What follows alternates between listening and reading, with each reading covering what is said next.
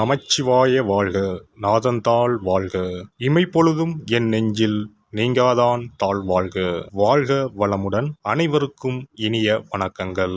நாம் தற்போது 2025ஆம் ஆண்டின் இறுதியை நெருங்கிக் கொண்டிருக்கிறோம். 2026ஆம் ஆண்டின் முதல் மாதமான ஜனவரி மாதத்தில் நுழைய உள்ளோம். நிகழும் ஸ்ரீ மங்களகரமான விசுவாச ஆண்டு மார்கழி மாதம் 17ஆம் நாள் திரியோதசி திதியில் ரோகிணி நட்சத்திரத்தில் சுபம் நாமயோகத்தில் கௌளவம் கர்ணத்தில் சித்த யோகத்தில் வியாழக்கிழமை அன்று இந்த மகத்தான ஜனவரி மாதம் பிறக்கின்றது. இந்த மாதத்தில் பல கிரகங்கள் தங்களின் நிலைகளை மாற்ற உள்ளன. ஜோதிட சாஸ்திரப்படி ஜனவரி 1, 2026இல் கிரகங்களின் சிறப்பு சேர்க்கையால் உருவாகும் மிகப்பெரிய யோகமான சங்கோண யோகம் ஒரு சில ராசிக்காரர்களுக்கு மங்களகரமானதாகவும் அதிர்ஷ்டமானதாகவும் வாழ்வில் புதிய வெளிச்சம் தருவதாகவும் அமையும். ஜனவரி மாதம் 13ஆம் தேதி செல்வத்தின் அதிபதியான சுக்கிர பகவான் மகர ராசிக்கு செல்ல உள்ளார். ஜனவரி மாதம் 15ஆம் தேதி கிரகங்களின் தலைவனாக கருதப்படும் சூரிய பகவான் மகர ராசிக்குள் நுழைய உள்ளார்.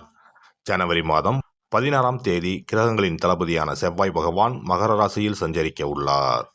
இம்மாதம் அதாவது ஜனவரி 17ஆம் தேதி புதன் பகவானும் ஜனவரி 18ஆம் தேதி சந்திர பகவானும் மகர ராசிக்கு செல்ல உள்ளனர்.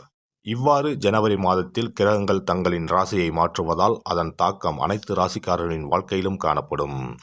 குறிப்பாக சில ராசிக்காரர்களுக்கு அதிர்ஷ்டம் பிரகாசிக்கப் போகிறது. இதன் விளைவாக தொழில் மற்றும் வணிகத்தில் நல்ல முன்னேற்றம் ஏற்பட போகிறது. அதே சமயம் ஆரோக்கியமும் சிறப்பாக இருக்கப் போகிறது. மேலும் சில ராசிக்காரர்களுக்கு கண்டமும் காத்திருக்கிறது. உயிர் போகும் ஆபத்து கூட வரலாம். எச்சரிக்கையாக இருக்கவும். யமனே எதிரில் வந்தாலும் சிவனின் அருள் இருந்தால் எதிலும் வெற்றி பெறலாம். சிவ வழிபாடு கர்ம வினைகளை அளிக்கும். இந்த கிரகங்களின் பெயர்ச்சியால் இம்மாதம் உங்கள் வாழ்வில் நடக்க இருக்கும் சுப மற்றும் அசுப பலன்கள் என்ன என்பதனையும், அசுப பலன்கள் ஏற்படுமாயின் ராசிக்காரர்கள் செய்ய வேண்டிய பரிகாரம் என்ன, வழிபட வேண்டிய தெய்வம் யார் என்பதனை பற்றியும் விரிவாக காண்போம். பிறக்கப் போகும் இம்மாதத்தில் உங்கள் வாழ்வில் வளமும் நலமும் செல்வ செழிப்பும் பெற்று வாழ்வின் உயரிய நிலையை அடைய எல்லாம் வல்ல எம்பெருமானை வேண்டி விரும்பி கேட்டுக்கொள்கிறேன். கும்பராசி அன்பர்களே, இந்த மாதம் எதிர்பார்த்த காரியங்களில் வெற்றிகள் கிடைக்கும். வீண் வாக்குவாதங்களை தவிர்ப்பது நல்லது. அக்கம் பக்கத்தில் இருப்பவர்களுடன் சில்லறை சண்டைகள் ஏற்படும். வாகனங்களில் செல்லும் போது கவனம் தேவை. பூர்வீக சொத்துக்களில் வரும் வருமானம் குறையலாம். தொழில் வியாபாரம் மந்தமாக இருந்தாலும் பணவரத்து திருப்தி தருவதாக அமையும். கடன்களை அடைப்பதில் வேகம் காட்டுவீர்கள்.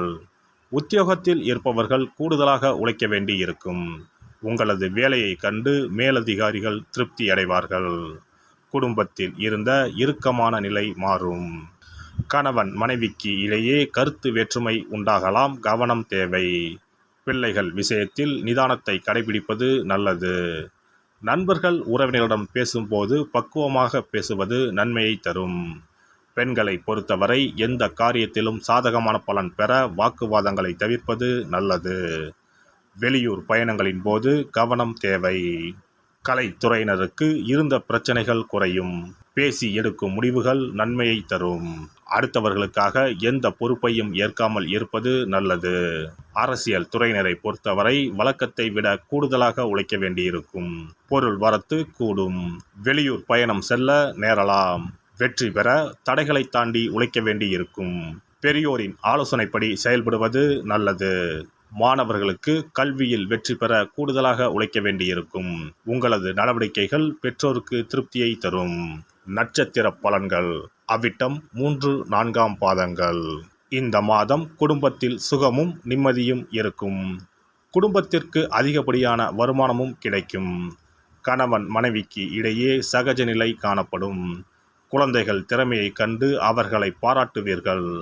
உறவினர் வருகை இருக்கும். யாரிடம் பேசும்போதும் நிதானமாக பேசுவது நன்மையை தரும். சதயம் நட்சத்திரம் இந்த மாதம் எதிலும் மிகவும் கவனமாக ஈடுபடுவது நன்மையை தரும். திட்டமிட்டு செயல்படுவது வெற்றிக்கு உதவும். பணவரத்து அதிகரிக்கும். அதே நேரத்தில் செலவும் கூடும். எதிர்பார்த்த உதவிகள் கிடைக்கும். துணிச்சல் உண்டாகும். அதனால் எதை பற்றியும் முன்பின் யோசிக்காமல் செயல்களில் இறங்கிவிடுவீர்கள். தேவையற்ற இடமாற்றம் உண்டாகலாம். பூரட்டாதி 1, 2, 3ஆம் பாதங்கள். இந்த மாதம் தொழில் வியாபாரத்தில் ஈடுபட்டு இருப்பவர்களுக்கு கீழ்நிலையில் உள்ளவர்களால் லாபம் கிடைக்கப் பெறுவீர்கள். சரக்குகளை பாதுகாப்பாக வைத்துக்கொள்வது நல்லது. உத்தியோகத்தில் இருப்பவர்கள் எந்த ஒரு வேலையையும் செய்து முடிப்பதில் வேகம் காட்டுவார்கள். சக ஊழியர்கள் மூலம் உதவிகள் கிடைக்கும். சனிக்கிழமையில் முன்னோர்களுக்கு தீபம் ஏற்றி வணங்க உடல் ஆரோக்கியம் பெறும், கடன் பிரச்சனைகள் தீரும். சிறப்பு தொகுப்பு. கண் திருஷ்டிகள் அகன்று தடைப்பட்டு கொண்டிருக்கும் காரியங்கள் நிறைவேற செய்ய வேண்டிய பரிகாரம் என்ன என்பதனை பற்றி காண்போம். வாழ்க்கையில் நல்ல நிலையில் இருந்தவர்கள் கூட திடீரென்று பொருளாதாரம் இழந்து மன கஷ்டங்களுடன் வாழும் நிலை ஏற்படும். இந்த நிலை எதனால் ஏற்பட்டது என்று ஆராய்ந்து பார்த்தால் பெரும்பாலும் அவர்களின் மீதான கண் திருஷ்டிதான் காரணமாக இருக்கும். கல்லடி பட்டாலும் கண்ணடி படக்கூடாது என்று சொல்வார்கள் அல்லவா, அது உண்மைதான். இது போன்ற பிறரின் பொறாமை கொண்ட கண் திருஷ்டியினால் பலரின் வாழ்க்கை சிரமத்திற்கு ஆளாக நேரிடும். இது போன்ற கண் திருஷ்டிகளிலிருந்து எப்படி தப்பிப்பது? இருக்கவே இருக்கிறது எளிதாக கிடைக்கும் ஊமத்தஞ்செடி. தெய்வ சக்தி நிறைந்த செடியாக கருதப்படும் ஊமத்தஞ்செடியின் காய், பூ, இலைகள் என அனைத்தும் தீய சக்திகள் விரட்ட பரிகாரத்துக்கு பயன்படுகிறது. பொதுவாக ஊமத்தம் காய்க்கு கெடுதலை அகற்றக்கூடிய சக்தி உண்டு. நம் வீட்டில் உள்ள எதிர்மறை சக்தியை அகற்றுவதற்கு ஊமத்தங்காய் தீபம் சிறந்த பரிகாரமாகிறது. தெய்வீக மகத்துவம் நிறைந்த ஊமத்தங்காய் மற்றும் பூவையும் எடுத்துக்கொள்ளுங்கள். வீட்டுக்கு அருகில் இல்லை என்றால் நாட்டு மருந்து கடைகளில் கிடைக்கும். இந்த 2 பொருட்களையும் மஞ்சள் தண்ணீரை கொண்டு நன்றாக கழுவி விடுங்கள். சிறிது நேரம் அவற்றிலுள்ள ஈரம் போக ஆறவிட்டு பிறகு அவற்றை ஒரு மஞ்சள் துணியில் குலதெய்வத்தை வேண்டி ₹1 நாணயத்தோடு சேர்த்து முடிந்து வீட்டின் நிலைப்படியில் கட்டி தொங்க விடுங்கள். இந்த முடிச்சை வெள்ளிக்கிழமை அல்லது ஞாயிற்றுக்கிழமைகளில் தயார் செய்து வாசல் படியில் கட்டுவது சிறப்பு. தினமும் வீட்டில் தீபம் ஏற்றி காண்பிக்கும் போது இந்த முடிச்சுக்கும் காண்பிக்கவும். இதேபோல் ஊமத்தம் இலைகள் கிடைத்தால் அந்த இலைகளை சுத்தமான மஞ்சள் தண்ணீரில் கழுவிவிட்டு அவற்றை கொண்டு வீட்டில் இருக்கும் விநாயகருக்கு திங்கள் கிழமைகளில் தொடர்ந்து அர்ச்சனை செய்து வர வேண்டும். ஊமத்தம் பூவையும் விநாயகருக்கு சூட்டலாம். 3 வாரங்கள் தொடர்ந்து திங்கள் கிழமைகளில் விநாயகருக்கு ஊமத்தை இலையால் அர்ச்சனை செய்து ஊமத்தம் பூவை சூட்டி வழிபட்டால் வீட்டில் உள்ள கெட்ட சக்தி நடமாட்டம் மற்றும் கண் திருஷ்டிகள் தீரும். ஊமத்தம் செடியும் சிவபெருமானுக்கு உகந்த இலை ஆகும். இந்த ஊமத்தங்காய் வைத்து சிவபெருமானுக்கு தீபம் ஏற்றி வழிபடுவதன் மூலம் நமது பிரச்சனைகளில் இருந்து எளிதாக விடுபட முடியும். முதலில் 2 ஊமத்தங்காய்களை எடுத்துக்கொள்ள வேண்டும். அவற்றின் மீது முட்கள் இருப்பதால் மிகவும் கவனமாக கையாள வேண்டும். ஊமத்தங்காயின் காம்பு பகுதிகளை வெட்டி கொண்டு கத்தியை பயன்படுத்தி ஊமத்தங்காயின் உள்ளே இருக்கும் விதை பகுதியை முழுவதுமாக நீக்கிவிட வேண்டும். பின்னர் 2 அகல் விளக்குகள் மற்றும் விளக்கு வைப்பதற்கான 2 தட்டுகளை எடுத்து சுத்தம் செய்து அவற்றிற்கு மஞ்சள் குங்குமம் போட்டு வைத்துக் கொள்ள வேண்டும். பின்னர் 2 தட்டின் மீதும் ஒவ்வொரு அகல் விளக்கை வைத்துக் கொள்ள வேண்டும்.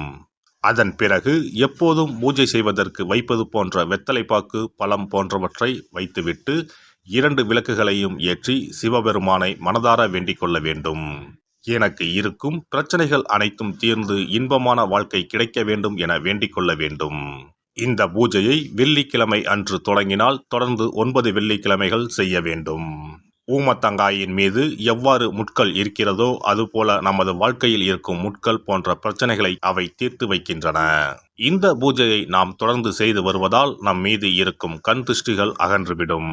தீராத துயரங்கள் தீர்ந்துவிடும். பணம், நகை நம்மிடம் பெருகி வரும். சிலருக்கு கையில் சுத்தமாக பணம் இருக்காது. வறுமை தாண்டவமாடும். கடன் தொல்லையால் கஷ்டப்படுவார்கள். பண பிரச்சனையில் சிக்கி கொண்டிருப்பவர்கள் இந்த தீபத்தை ஏற்றினால் 3 வாரங்களில் நல்ல பலனை பெற முடியும். தொழிலில் நல்ல முன்னேற்றம் இருக்கும். கடன் பிரச்சனைகள் தீரும். உறவினர்களிடையே பகைமை இருந்தால் அவையும் மறைந்துவிடும். நோய்வாய் உள்ளவர்கள் இந்த தீபத்தை ஏற்றுவதன் மூலம் நல்ல பலனை பெற முடியும். பொதுவாகவே எந்த பரிகாரம் என்றாலும் அதை முழு நம்பிக்கையுடன் செய்தால் மட்டுமே முழு பலன் கிடைக்கும் என்பதை நினைவில் கொள்ளுங்கள். எல்லாம் வல்ல இறையருளால் நீங்களும் உங்கள் அன்பு குடும்பமும் உடல் நலம், நீலாயுள், நிறை செல்வம், உயர் புகழ், மெய்ஞானம் ஓங்கி வாழ்க வளமுடன். இந்த வீடியோ பதிவு உங்களுக்கு பிடித்திருந்தால் லைக் பண்ணுங்க, கமெண்ட் பண்ணுங்க, ஷேர் பண்ணுங்க. மறக்காம சப்ஸ்கிரைப் பண்ணுங்க. பக்கத்துல இருக்கிற பெல் பட்டனை கிளிக் பண்ணுங்க. நன்றி, வணக்கம். ஓம் நமச்சிவாய. சிவாய நம.